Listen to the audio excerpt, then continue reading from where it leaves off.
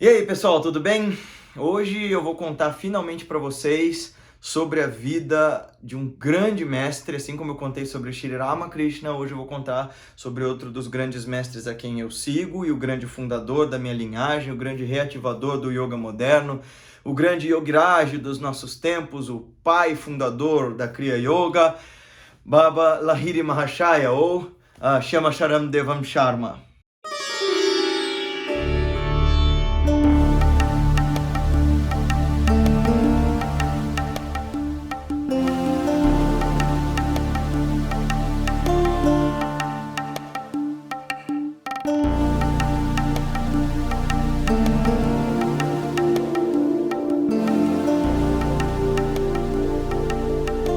Se você está chegando no nosso canal pela primeira vez, seja muito bem-vindo, muito bem-vinda. Aqui a gente fala de revolução de si, de autoconhecimento, de yoga, meditação, de transformação das nossas consciências.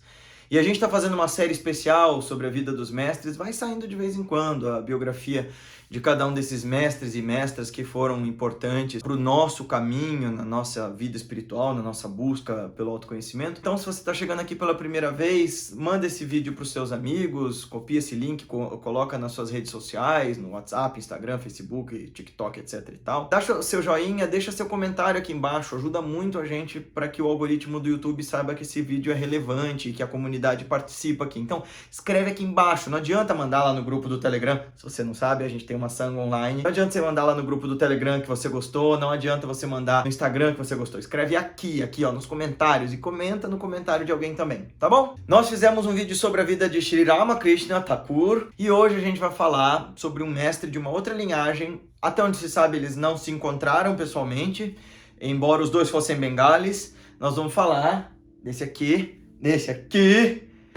Baba Shri Shama Sharam Devan Sharma, ou Baba Lahiri Mahashaya.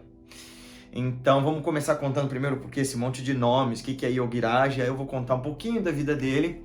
Mas antes disso tudo eu quero indicar as biografias. No vídeo de Thakur Ramakrishna eu indiquei as biografias no final, esse aqui eu vou indicar no começo. Supere 3 boas biografias para você saber, 4 bons livros para você saber da vida de Lahiri Mahashaya. É claro que o primeiro deles é a autobiografia de um yogi, de Paramahansa Yogananda. O livro não é sobre Lahiri Mahashaya, mas ele está permeado da vida do Yogiraj do começo ao fim. Logo no primeiro capítulo ele já aparece, né? Conta-se como que ele se tornou guru dos pais do Yogananda. Conta-se bastante coisas da vida dele, a amizade dele com outros mestres e tal. Outro livro de um irmão discípulo do Yogananda, que é muito legal, chama-se A Biography of Four Masters, que é do Swami Satyananda Giri. Você consegue estar pela editora do Yoga Niketam. E a outra maior de todas, e para mim é a melhor versão da biografia dele, que é um livrão com várias cartas, várias coisas, chama-se Purana Purusha, que é a vida do Yogiraj Lahiri Mahashaya, tá aqui, ó. E o outro em português, porque você tem 2 boas referências em português. Você tem a autobiografia de um yogi e você tem um livrico de nada que foi editado pela Lotus do Saber mais ou menos uns 15 anos atrás, e essa editora acabou, mas você pode achar no sebo. Eu tenho uma versão surradinha dele. Pera aí que eu vou pegar pra você ver. Ó, esse livrico de nada, de pequenininho assim, mas ele foi escrito por um grande mestre que é o Bhupendranath Sanyal Mahashaya e, né, o mestre da Kriya Yoga chama-se. A vida do Yogiraj Lahiri Mahashaya por seu discípulo Bhupendranath Sanyal. Então essas são as biografias para você saber da vida do Yogiraj. Se você quer ler sobre o que ele escreveu, na verdade, se você quer ler os ensinamentos dele transcrito por seus discípulos, porque na verdade o que tem da escrita dele mesmo são as cartas, ele mesmo nunca escreveu ensinamentos, mas os seus discípulos copiaram os comentários que ele fez a um monte de escrituras. Então você procura também por essa editora do Yoga Niketam, e lá tem uma série de livros, são 3 volumes, Scriptural Commentaries by Yogiraj Shri Shama Sharam Lahiri Mahashaya.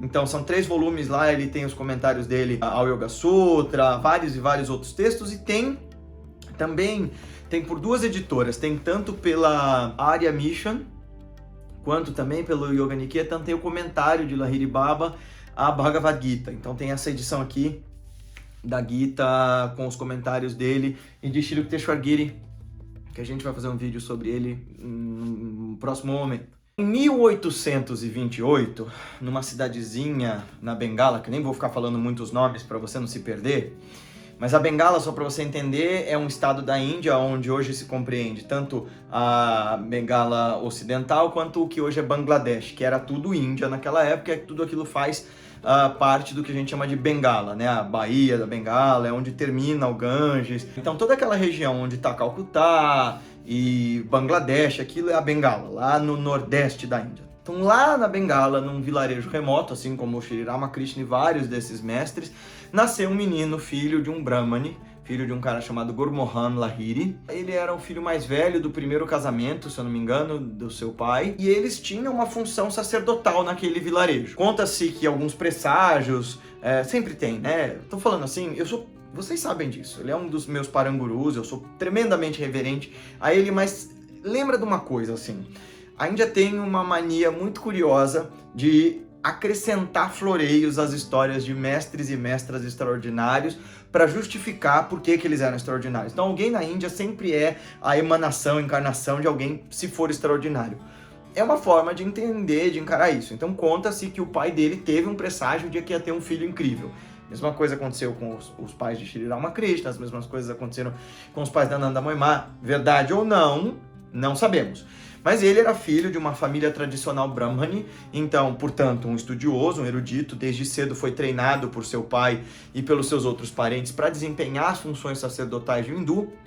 O que é uma curiosidade interessante é que na Bengala, os movimentos tântricas, as vias meditativas tântricas de mantra, visualização, energia sutil, porque é isso que é tantra e não esse comércio da sexualização que chegou no Ocidente.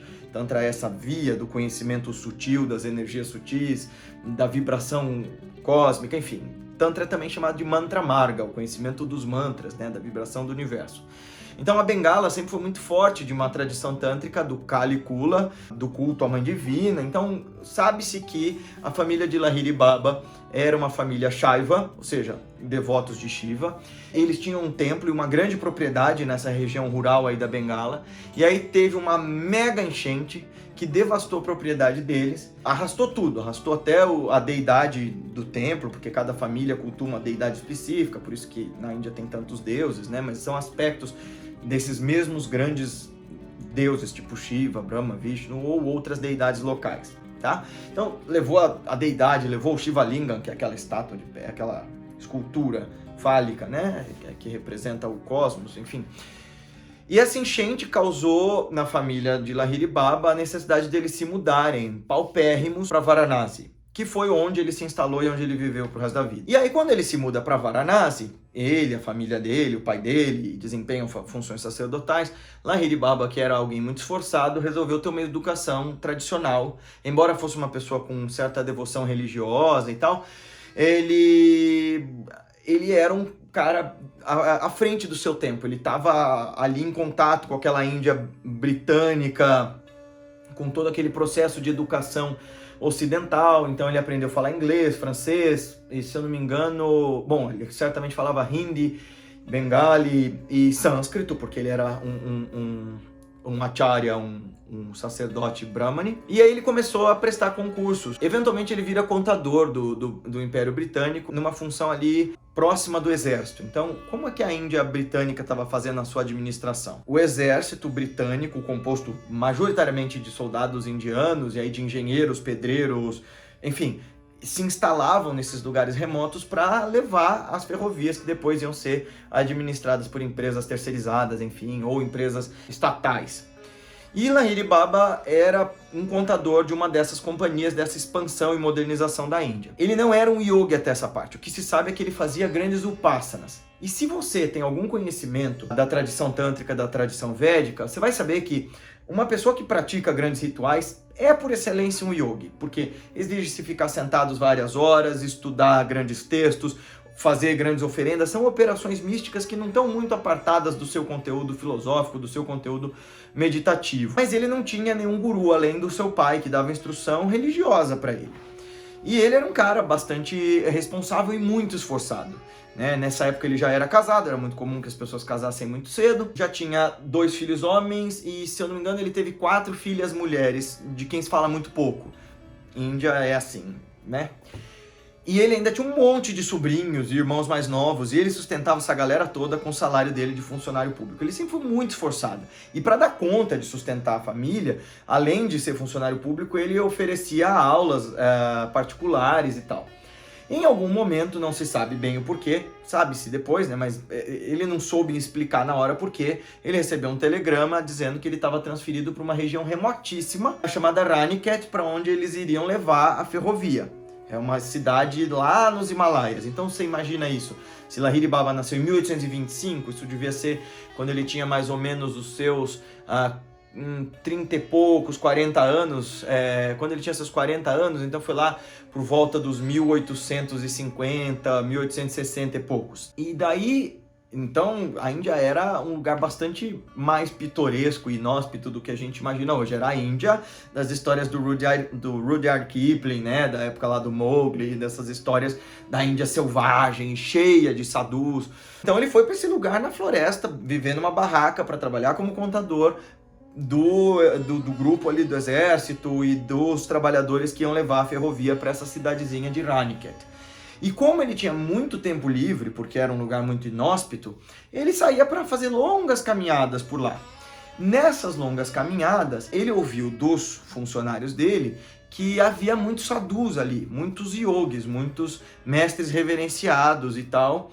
E nesse ínterim ele pergunta, olha, eu posso ver esses yogis? Ah, claro, eles moram ali na montanha, logo ali na frente, e eles vêm para cá, para o vilarejo de vez em quando, e eles operam curas aqui entre nós, né? Os moradores locais disseram para ele, e a gente oferece comida para eles e tal. Tá bom, eu quero ir lá conhecer esses yogis. Ele já tinha essa aspiração espiritual muito forte, esse apelo espiritual muito forte, até porque... embora ele fosse um homem moderno, estudado e tudo mais, a tradição indiana sempre elogiou muito, ainda mais entre os brahmanes, esse cultivo da contemplação, esse cultivo da vida austera. Bom, aí ele sai para caminhar um dia e começa a ficar muito tarde, ele fala que ele quer voltar, o funcionário fala que tudo bem, e de repente aparece um yogi, um sadhu, diz assim, olha só, fica um pouquinho mais, o meu mestre quer conhecer você, o meu mestre quer falar com você, ele está te esperando. E diz que Lahiri Baba ficou muito bravo com isso. Não, o que tá esperando? Tá ficando de noite, eu tô no meio de uma montanha, aqui tem tigre, tem um monte de bicho selvagem, cobra. Eu tenho que voltar pro escritório, eu tenho que voltar pra minha casa. Depois eu vejo teu mestre. Não, fica aqui, não se sabe por que força irresistível. Apesar de irritado, ele foi ver o tal do sadhu. E o sadhu era, segundo as descrições do Yogananda, e aí você tem ligeiras modificações, né? A versão mais hiperbólica, mais... que um cético diria mais fantasiosa ou a mais simbólica é a do Yogananda. As outras são mais modestas, no Purana Purusha principalmente. O que conta lá no Purana Purusha? Que é a biografia que o neto dele autorizou a fazer e tal. E é a história que ele repetiu para todos os discípulos. Ele chegou diante de um yogi que era extremamente bonito e muito parecido com ele. Então, eu não sei, essas são as versões, mas todo mundo dizia que ele era muito jovem, muito belo, lembrava muito fisionomicamente o Lahiri Baba, muito magro, cabelos meio acobreados, e incrivelmente jovem para ser mestre de todos aqueles sadhus que estavam lá. Parecia que ele era o mais jovem até e tal. E aí ele conhece o tal do sadhu, e o sadhu abraça ele e fala, Lahiri, que saudade, olha, que bom que você voltou. E aí o Lahiri Baba fica olhando para ele falando, mas quem é você? Sabe? Nota, este misterioso sadhu, não se sabe nada sobre ele. Lahiri Mahashaya o chamava Babaji. Eu já falei sobre ele em outro vídeo, nos vídeos sobre a Kriya Yoga, e Babaji é como você se refere a qualquer mestre. Baba é pai, então eu chamo meu guru de Baba, e quando você quer ser muito reverente, você chama Babaji. Ji é o sufixo de respeito, reverenciado pai, entendeu? Beleza. Então ele conhece esse sadhu, ele não reconhece esse cara como mestre dele, ele nem sabe quem é esse cara, mas ele fica muito tocado porque ele parecia um grande adepto. Aí ele fala assim, você não tá lembrando de mim, não? Ele diz, não, por que eu deveria? E aí, Babaji Maharaj toca o Kutashta, né, o centro crístico, o Ajna Chakra de Lahiri Baba, e nessa hora ele tem um insight, porque Babaji, esse sadhu, aponta lá pro canto e fala assim, mas olha, tá ali seu asana, o cobertorzinho, né? Tá ali seu asana, seu kamandalu, seu potinho de água, seu potinho de comida, eu deixei tudo limpo para você. Isso todos eles concordam. Assim, ó. Lahiri Baba chegou lá, tinha um cobertorzinho vazio e alguns itens que são os apetrechos de um homem santo, de um homem que vive, né, nos ermos, né, que é o potinho de água, o potinho de comida e a esteira onde ele medita. Falou, eu deixei tudo lá, é da tua última vida, você não lembra quem sou eu? Não, eu não lembro. E ele dá um tapão assim, e Lahiri Baba lembra. Ah, o senhor é meu guru, eu sou teu discípulo. E diz que é um momento transformador. Ali, na frente de toda daquela reunião de sadhus, o funcionário público, filho de Brahmani, super aristocrático, Shyamasharam Lahiri, se torna, né, o Yogiraj. E aí ele passa a estudar com esses sadhus todos os dias. Então o que ele fazia? Ele trabalhava, assim que ele terminava o trabalho dele, ele subia a montanha e ia aprender sadhana, ele ia aprender a via espiritual. E ele estava embevecido, ele havia encontrado o mestre dele, que ensinou os caminhos do yoga, ensinou como ele deveria ter a experiência da consciência direta com o divino. Ali ele se iluminou, teve o Nirvikalpa Samadhi e tal. E ele, uma hora, vira e diz assim, passado um tempo, já alguns meses, ele diz assim, olha, eu quero largar o escritório, eu quero ficar aqui com o senhor, eu quero abandonar minha vida mundana. Aí diz que Babaji sorri e diz, não, dessa vez não, Shyamasharam, que era assim que ele se chamava, né, Shyamasharam. Nesta vida você veio para ser um chefe de família. E na verdade, fui eu que causei toda a situação que trouxe você aqui para esse lugar ermo de Raniket. Você vai voltar para o escritório amanhã, e você vai pedir ao seu chefe para você voltar para Varanasi dizendo que você não está bem de saúde para ficar aqui. Inventa qualquer história lá e volta para Varanasi porque você tem uma missão. Curioso, né? Esse trabalho dos mestres, porque ele diz, olha, eu estou treinando você para uma missão específica, eu estou fazendo com que você se desenvolva para um trabalho específico.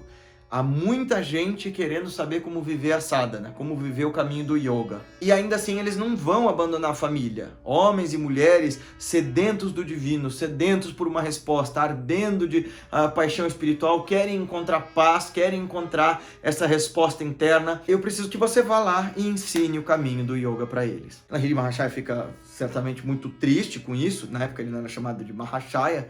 Eu já falo sobre isso, Mahashaya é um epíteto, né, também bengali. E aí ele volta pro escritório. Aliás, ele até fala, o mestre dele diz, olha, não fica triste. Toda vez que você me chamar, eu vou te atender. Eu vou aparecer para você. Ele volta pro escritório, pede para ser transferido. Em muito pouco tempo a ordem de transferência chega. E ele volta. No caminho de volta, ele encontra alguns amigos que percebem que ele está muito diferente, né? E fala assim, mas o que aconteceu com você e tal? Ah, encontrei o mestre e tal. E aí eles começam a discutir sobre isso, que hoje em dia não havia mais sadhus na Índia, que olha isso, 1860 e pouco, 1850, sei lá, os indianos reclamando que não havia mais yogis de verdade na Índia, porque a modernização estava acabando com tudo e tal. E ele falou, olha, não é bem assim, eu conheci um mestre de verdade, inclusive ele é acessível e tal. E eles falam, como assim acessível? Não, se eu chamar ele aparece. E aí ele fala, duvido que você tá falando isso e tal. Ele fala, posso sentar num quarto? E eles falam, senta lá. Aí ele se fecha no quarto, entra em Samadhi e pede ao mestre dele, olha, vem cá. Aí Babaji diz na história, aparece e diz, o que é que você quer? E ele fala, olha, então, estão duvidando que existam yogis, eu queria que o senhor falasse com eles e tal. E daí Babaji dá uma bronca nele, diz, olha, eu não tô aqui pra isso, eu não tô pra fazer exibicionismo espiritual, eu venho pra você quando você precisar, inclusive agora, eu não vou vir mais quando você chamar não, eu vou vir quando você precisar mesmo. Ele, tá bem, mas o senhor não pode aparecer pra esses caras? Abre a porta, tem lá um yogi que não tava lá antes, e esses caras vão ser o segundo grupo de pessoas que Lahiri Mahashaya vai iniciar. Porque esse foi um detalhe, né? Assim que esse guru ensinou as técnicas para Lahiri Baba, ele ordenou que Lahiri Baba desse a iniciação para outros sadhus. E Lahiri Baba fica tipo, mano, você é o guru aqui da coisa, por que eu vou dar iniciação para esses caras? Ele, não, vai treinando, né? Teu lila é tua função. Aí ele inicia esses outros caras, esses caras que eram descrentes, e pede a eles, façam segredo sobre isso, tá? Beleza. Ele volta para Varanasi. Um detalhe interessante é que ele diz a história que ele é quem pede para aquele sadhu que qualquer pessoa sincera, homem ou mulher, pudesse ser iniciado. Como é que eu entendo isso? Porque, né, primeiro, Babaji fica reticente, dizendo que só pessoas de determinadas características, provavelmente brahmanes e tal, deveriam ser iniciados.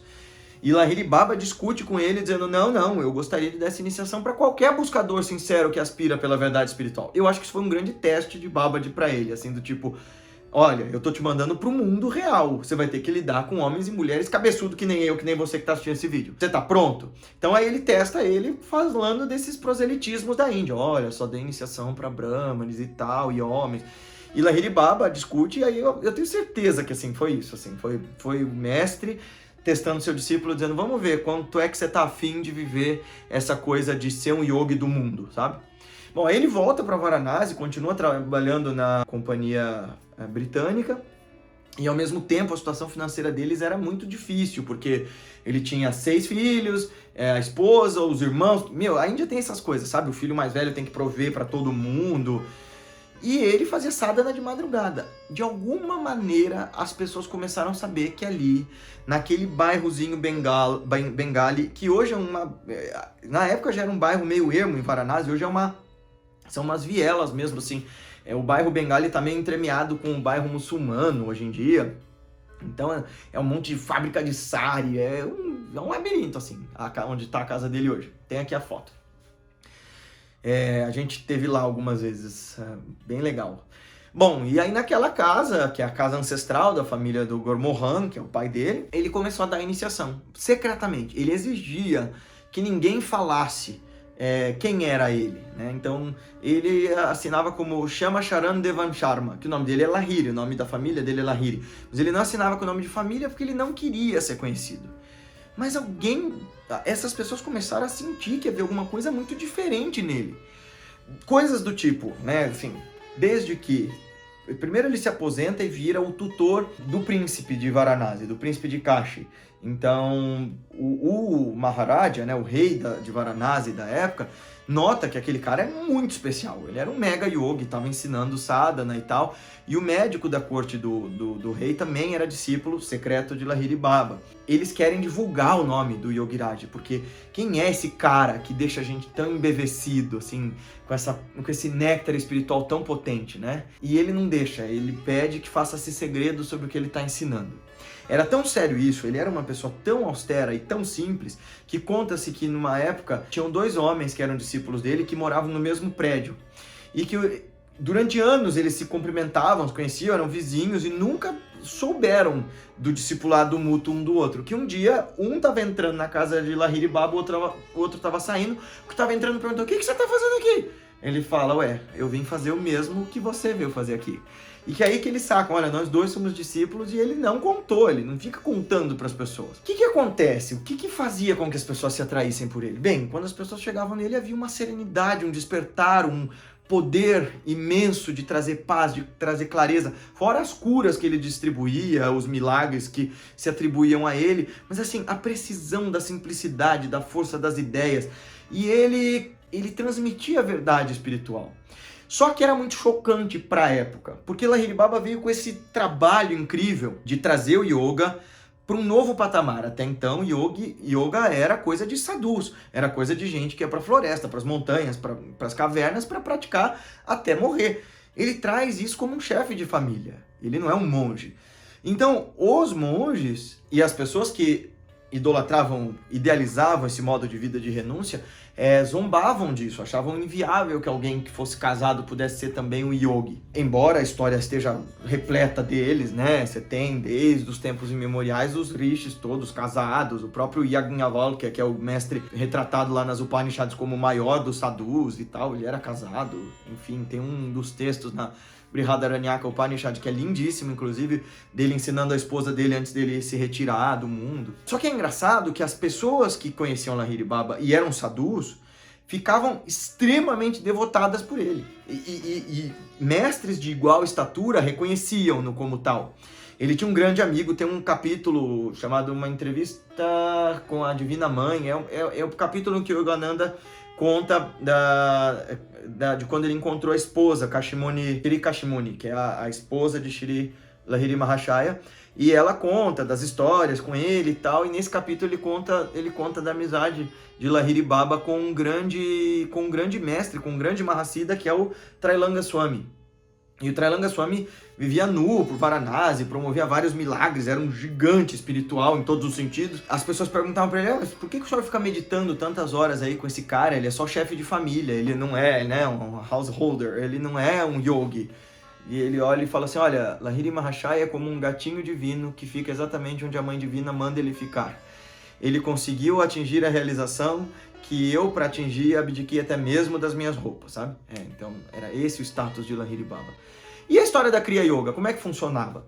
Na época, ninguém chamava isso de Kriya Yoga, desse jeito. Acontece que as pessoas ficavam inebriadas por estar na presença dele, porque ele era um Yogiraj, ele era um supremo yogi, ele era alguém, um Mahasiddha, que emanava paz de espírito, emanava essa resposta para esse algo a mais que todos nós buscamos. E eventualmente ele mandava as pessoas embora. As pessoas vinham para casa dele, escutavam ele falar, meditavam junto com ele, viam ele em samadhi, recebiam curas, ficavam nas reuniões em que ele comentava as escrituras espirituais. E quando ele as mandava para casa, aí ele falava, olha, não precisa ficar triste que você vai embora. O que está fazendo você ficar tão feliz, tão em paz, não sou eu. É o contato direto com essa experiência do que é você. Então, eu vou te ensinar um negócio que vai fazer você chegar nessa experiência. E aí ele ensinava as técnicas. Ele separou das várias técnicas que aquele sadhu ensinou para ele, 7 grandes técnicas, das quais ele ensinava sempre a primeira para todo mundo que pedia, basicamente para todo mundo, né? Ele fazia poucas ressalvas, ele pedia apenas que a pessoa tivesse dedicação. Tem casos em que ele dizia que não, tem alguns deles relatados na autobiografia de um yogi, mas essa primeira kriya ele dava para qualquer devoto sincero. A segunda para um grupo menor, e da terceira em diante era só para gente muito dedicada, né? E ele teve discípulos muito elevados, assim, muito grandiosos. Um deles é o guru de Yogananda, Shri Yukteswar Giri. O outro é Panchanon Bhattacharya, e esse eu vou contar para vocês porque ele foi o grande discípulo, o principal discípulo de Lahiri Baba em vida, a ponto de ele elogiar super o Panchanon Baba nas cartas e tal. E Panchanon Bhattacharya, ele era um swami antes de conhecer Lahiri Mahashaya. E ele estava perdido, ele tinha praticado várias técnicas tântricas, ele tinha recebido várias iniciações secretas, ele conhecia vários gurus e nada daquilo satisfazia. Quando ele conheceu Lahiri Baba, ele ficou assim, o que é você? E quando ele chega perto de Lahiri Baba, lá nos Ghats de Varanasi, aquelas escadarias na frente do rio, ele vê Lahiri Baba, e Lahiri Baba falou, lá vem, aí vem o Panchanon, aí vem o Bhattacharya, ele diz, né? Ele reconhece quem é o Panchanon Bhattacharya, embora eles nunca tenham se visto. E aí Panchanon Baba fica encantado com aquele cara, com aquele velho bigodudo e, né, se dedica profundamente ao discipulado, a ponto de, vendo a vida de seu mestre como um chefe de família, ele abandona os votos de sannyasi, o que é quase imperdoável na Índia, mas ele fala, se meu guru é um chefe de família, eu serei um chefe de família. Aí ele abandona os votos de sannyasi e vira um florista, que nem meu pai, casa, tem filho e tudo mais, e vira o primeiro fundador de um movimento institucional da Kriya Yoga. Ele cria a Arya Mission, que é uma instituição que existe até hoje, pequena e tal, mas que publica os livros dele em Bengali, Hindi e em inglês. E outros discípulos de Lahiri Mahashaya, como Bhupendranath Sanyal, que é o mestre que eu falei, que escreveu aquele livreto. E o Bhupendranath Sanyal é uma história legal, porque ele começou a sonhar com o Yogiraj durante várias e várias vezes, e num desses sonhos ele recebeu a técnica da primeira kriya inteirinha. E aí ele chega pessoalmente naquele mestre em Varanasi, que os tios dele contaram que existia, e quando ele fala, olha, o senhor pode me iniciar, o Lahiri Baba dá uma bronca, ele fala, que te iniciar? Eu não te ensinei, já não te iniciei em sonho? Ele fala, nossa, era verdade e tal. Algumas histórias legais, né, sobre Lahiri Baba, além do fato dele ter tido uma obra muito extensa, embora ele não tenha escrito nada, né, os discípulos publicaram muita coisa que ele tenha narrado, ele tenha tido discípulos muito elevados, umas histórias são bem divertidas, assim, do tipo, ele uma tarde foi ao banco para fazer qualquer coisa que se fazia no banco naquela época, sentou ali e, pumba, entrou em Samadhi. E o dono do banco sabia, porque nessa época o banqueiro, o dono do banco, ficava dentro do banco, né? Outros tempos. Olhou, sabia que ele era um yogi, e aí ele mandou ninguém mexer nele. Isso era de manhã. Passou o dia inteiro e ele ficou ali, em Shambhavi Mudra, em êxtase, e ninguém mexia nele, porque o dono do banco não deixava. No final do dia, ele acorda assim do Samadhi e fala: onde é que eu tô? O que aconteceu? E o dono do banco explica, ele, senhor, me desculpa, eu acho que não vai dar tempo de eu fazer o que eu vim fazer, eu volto amanhã. Conta-se que a esposa dele opunha-se muito a esse caminho iógico, sabe? Imagina, ele era um chefe de família, com obrigações familiares, etc e tal, e estava ali o dia inteiro com discípulos, entrando e saindo da casa. E essa é uma história que está na autobiografia de um yogi que vale muito a pena, porque ela não reconhecia a busca espiritual dele, embora ele já fosse um mega yogi. E aí numa noite ela tem uma visão dele flutuando e cercado de anjos e tal, e que aí que ela, depois dessa visão que ela tem, assim, dessa experiência iógica que ela tem, que ela se dá conta, depois de muitos anos fazendo oposição a ele, dizendo que ele não trabalhava mais, que depois que ele se aposentou ele só queria saber dos discípulos e tal, é aí que ela se liga que, nossa, ele não é uma pessoa normal, ele é um Mahayogi, ele tá, né, desempenhando esse papel de esposo meramente para dar conta de mostrar para as pessoas como viver uma vida ideal, mas ele não é nem de longe uma pessoa normal, não é o cara com quem eu casei. E aí ela se dedica a ser uma yogini, e depois disso, prova, né, viva de que aquilo que ele ensinava serve para todo mundo se transformar, ela se torna uma mestra super reverenciada nos círculos da Kriya Yoga, como alguém que entra em Samadhi toda hora, assim. É bem legal. E, bem, eu tô contando dessa forma, dessa coxa de retalhos, porque tem muita coisa para falar. Eu acho assim, Shri Ramakrishna e ele foram os dois grandes ativadores do yoga para nós.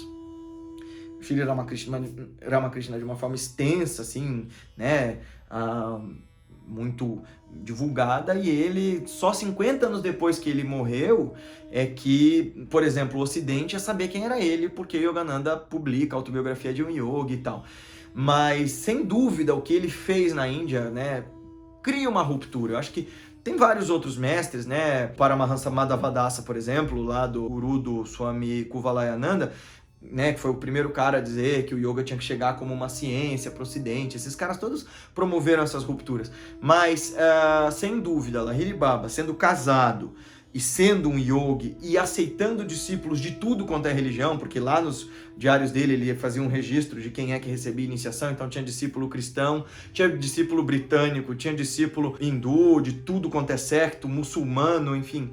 Então ele criou esse movimento não sectário do yoga que podia mostrar a via espiritual de uma maneira empírica. Assim, olha, isso aqui é um sistema de autoconhecimento que independe dos teus costumes, dos teus dogmas e das suas limitações. Se você quer ter uma experiência qualificada do divino, eu posso te ensinar isso aqui. E funciona. Funciona. Se você se dedica a fazer, né? E uma outra curiosidade é que muito provavelmente o Sai Baba de Shirdi tenha sido discípulo de Lahiri Mahashaya. Isso porque o nome dele, do Sai Baba de Shirdi, tá nos diários do Yogiraj, não tá como Sai Baba, tá Sai Bibi Shirdi, não sei o quê, que é uma das formas como ele era conhecido antes de ser o Sai Baba de Shirdi. E o Sai Baba de Shirdi, que não é o Sai Baba do Black Power, embora o Sai Baba do Black Power diga que é a reencarnação dele, enfim. Só dizendo que são pessoas separadas pelo menos por uma vida, tá? Se você é devoto do Sai Baba. Mas o Sai Baba de Shirdi sempre dizia que ele tinha um guru secreto que vivia em Kashi, em Varanasi. Então, e como estava lá nos diários do Yogiraj, então, muito provavelmente, aquele era o guru secreto dele. E ele era assim, sabe? Ele não queria que falassem dele. Quando pediram para publicar os comentários dele a Gita, ele falou, tudo bem, pode publicar, mas não coloca meu nome. Não fala quem sou eu, não conta de mim para ninguém. Deixe que as flores da cria se espalhem naturalmente. Ele não queria fama, ele não queria a exaltação do nome dele. Quando mandavam cartas para ele dizendo assim, eu quero que o senhor seja meu guru, ele diz assim, impossível, só a consciência divina, só Deus é o guru verdadeiro, eu sou só alguém que pode te mostrar uma porta, mas ele é o guru supremo, ele é o Paramaguru, né? Era essa a postura dele. Ele não deixava que as pessoas tocassem os pés dele, né? No tradicional gesto que os indianos têm, né? Para fazer o pranam, né? Que você faz para os seus pais, para quem é mais velho, para os seus professores e para o seu mestre. Ele não deixava tocar os pés dele, ele tocava os pés dos discípulos, o que para a Índia daquela época era um negócio assim espantoso. Então, dentre as várias qualidades intelectuais, a capacidade produtiva dele que era impensável, os milagres que ele fazia, acho que a humildade dele e a simplicidade com a qual ele simplesmente fazia as práticas era um dos grandes faróis, assim como exemplo que ele ensinava para as pessoas. Além disso, contando o resto da vida dele, depois que ele se aposenta como funcionário público, se aposenta como professor, ele passa o resto da vida no quarto de meditação. Ele só saía para tomar o banho dele no Ganges, ele não dormia mais. Os discípulos chegavam ali em 24 horas por dia, ou ele estava em Samadhi, ou ele estava ensinando. Ele não dormia mais, ele quase não comia.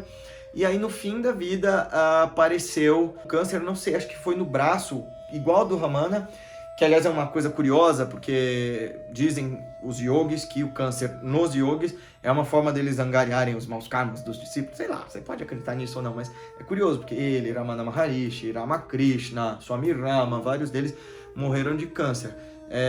E ele fala assim, quando quiseram operar ele diz... o corpo tem que dar um jeito de se livrar de si mesmo. A alma tem que dar um jeito de se livrar do corpo. Então, que seja por isso. Ele fala dessa forma. E aí, ele, num desses dias já com o tumor no braço, senta em meditação e puba, sai do corpo conscientemente. Em 1895, 2 anos depois do Yogananda ter nascido e dele ter abençoado o Yogananda e dito que o Yogananda seria um grande yogi, que como uma locomotiva espiritual levaria muitas pessoas para o caminho, que se tornou evidentemente verdade. É claro que existe muita coisa fantástica em volta da história do Yogiraj, e o que eu sugiro para os mais céticos como eu experimenta o mel, o néctar espiritual disponível dessa linhagem de mestres, a Self-Realization Fellowship, o Kriya Yoga Institute, essas outras instituições estão aí para te mostrar o caminho.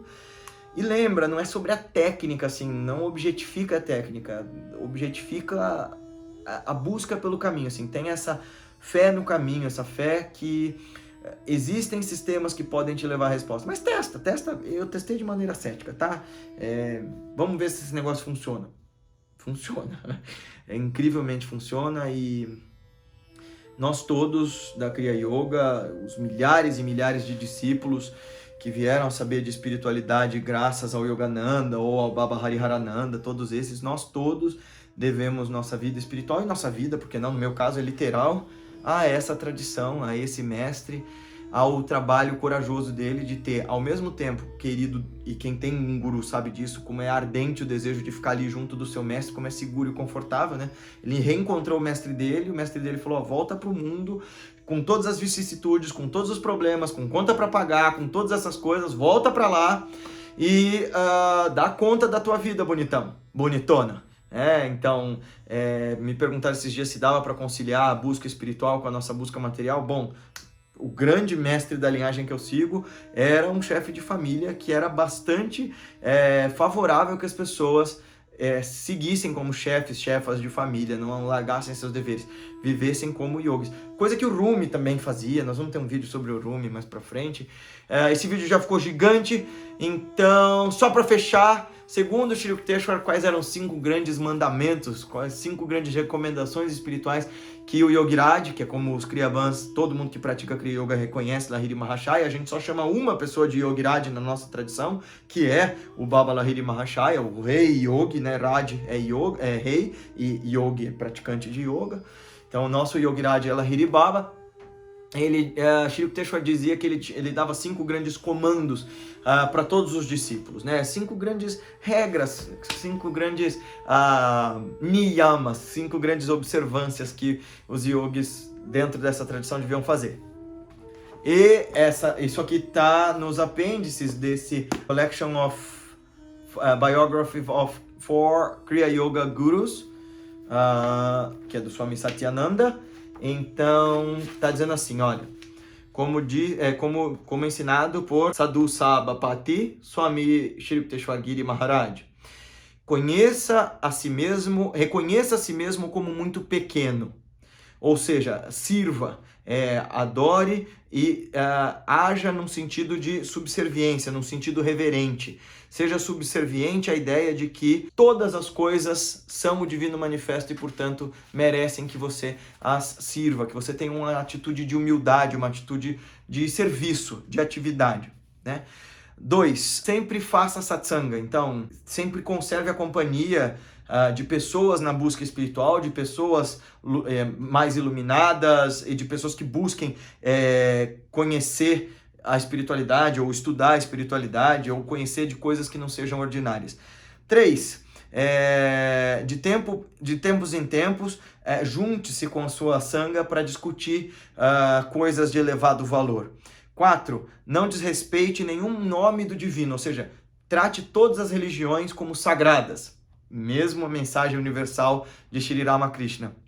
E 5, uma vez por ano, pelo menos, abandone seus deveres mundanos e fique, que seja um mês ou uma lua, né? Ou uma semana, ou pelo menos 3 dias em retiro. Então, ele dizia isso, né? Tenha humildade, faça satsanga, discuta conteúdos espirituais, respeite todas as formas do divino e uma vez por ano faça um retiro para você ir mais fundo na sua prática. Essas eram as recomendações básicas dele para todo mundo. Essas recomendações, penso eu, qualquer um de nós pode seguir, né? Então, sei que esse vídeo ficou muito maior do que a maioria dos outros vídeos do canal, mas é a minha oferta, né? Minha oferta aos pés de Lahiri Mahashaya, aos pés de Mahamuni Baba de Maharaj, aos pés dos gurus todos da Kriya Yoga, de todas as linhagens que devem ao Yograj o que a gente faz, o que a gente pratica, como o caminho para a abertura da nossa consciência. Então vamos fechar entoando um hino e um mantra, né, aos gurus da Kriya. Om Gurur Brahma Gurur Vishnu Gurur Devo Maheshvara Gurur Saksha Parabrahma Tasmai Shri Gurave Namaha. Om Shri Gurubhyo Namaha. Harihi Om. Shri Gurudevar Panamastu. O Guru é Brahma, o Criador, é Vishnu, o Preservador, é Shiva, o Transformador. O Guru é a própria face de Param Brahma, o Divino Absoluto. E a ele nos curvamos de novo e de novo. Nós saudamos a todos os mestres e mestras das tradições, cujos passos pavimentaram os caminhos à nossa frente, e ofertamos os frutos de nossas práticas aos santos pés do Divino Mestre. Jai, Yogiraj Baba Lahiri Mahashaya Ki Jai. Até mais! Gostou desse vídeo?